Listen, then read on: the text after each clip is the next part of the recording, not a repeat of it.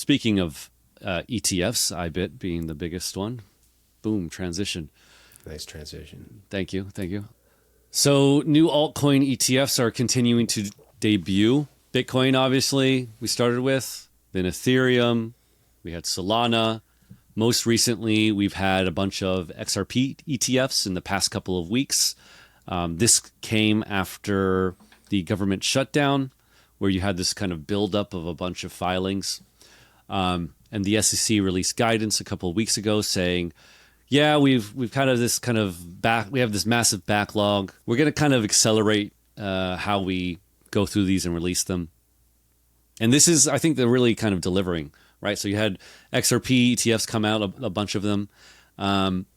Last week you had a Doge ETF released. Bitwise launched the Bitwise Dogecoin ETF, ticker BWOW. It's great. You read it and you just want to say bow wow. Snoop Dogg is going through. Go ahead. Yeah. I mean, I just imagine saying, like, if I said that sentence to you 3 years ago, like what? I mean, you just look at me like I'm a mental patient, right? The BWOW. I'd be like, BWOW ETF. Like, Graham, in 3 years, Bitwise is going to release on NYSE an ETF for Dogecoin, and they're going to call it BWOW. You're just like, what are you talking about, psycho? It's just, yeah. Anyway, so CEO Hunter Horsley, he basically pitched BWOW as access to both a cultural coin and a long-lived crypto asset, Doge.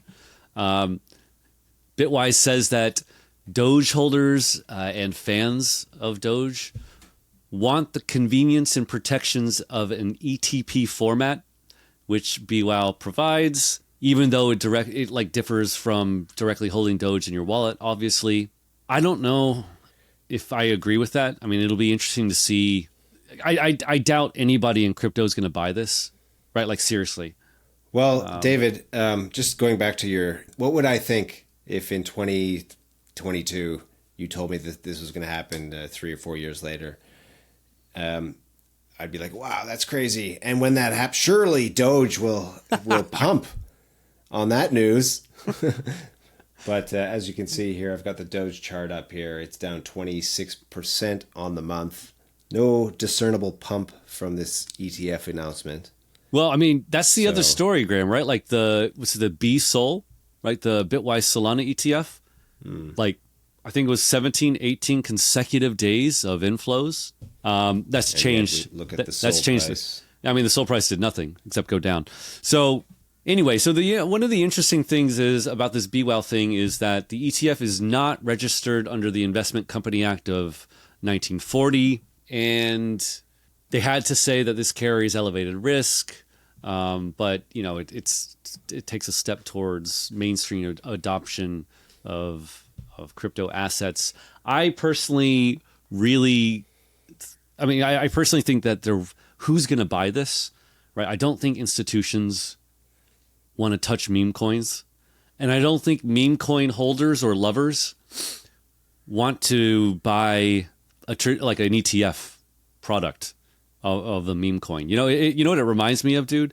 It reminds me of like the commodification of the 1960s and 70s hippie culture, right? Like you see the re-release of the Volkswagen Beetle in the 90s, right? Yeah. It's just kind of cringe. Like a meme coin ETF, it just seems like, okay, boomer. I think a lot of this there's that, and also it's just being driven by incentives. So the IBIT ETF is BlackRock's most profitable product of the year.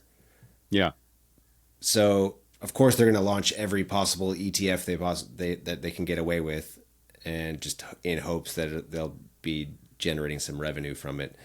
Yeah, but I don't think it's going to get much volume either. Who knows? Maybe there's some untapped. Yeah, like maybe once the boomers see this thing on their Charles Schwab accounts or whatever, they're going to be like, they're going to remember their their kids, their millennial kids who have been telling them about Doge for 10 years, and they'd be like, "Oh, wow, let me call up that young man at my brokerage account."